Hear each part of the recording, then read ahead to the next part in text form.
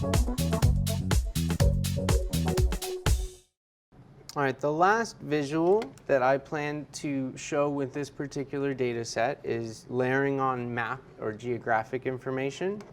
So we can go up to the top left corner and hit View and go down to Map.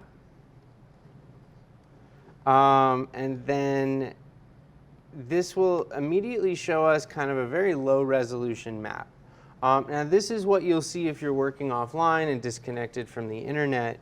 And basically what you'll need to do is go into the gear menu, as with all the other menus, and select the highest level of geographic information that you have, or actually the highest resolution or the lowest level of geographic information.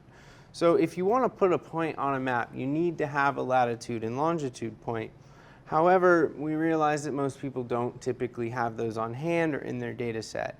In fact, it's more common that they have something like zip code or city or county in their data set. And so what you can do is select zip code here.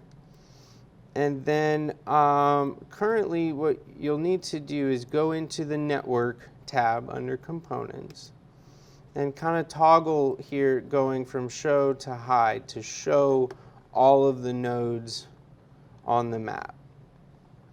And you'll also see that the links are shown on the map as well, and it renders both of those on screen, but again, it's a very low resolution map.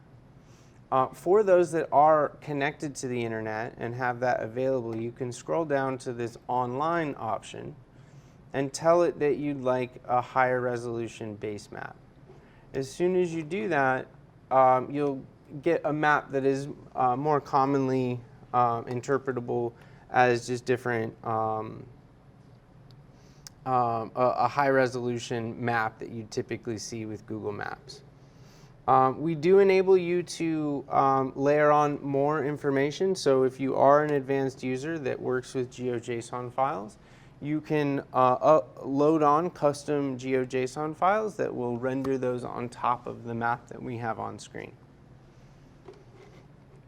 There are a few other options like color coding, etc.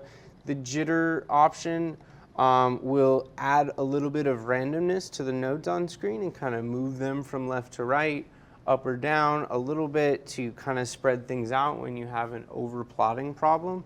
I'm not going to do that here.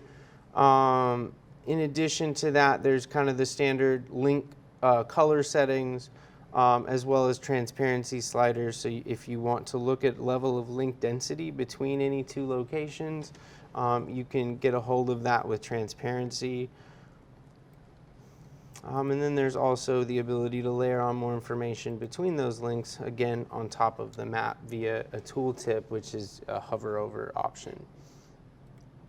So here what we can do is map number of contacts, and you can see there's a hover, a tooltip option.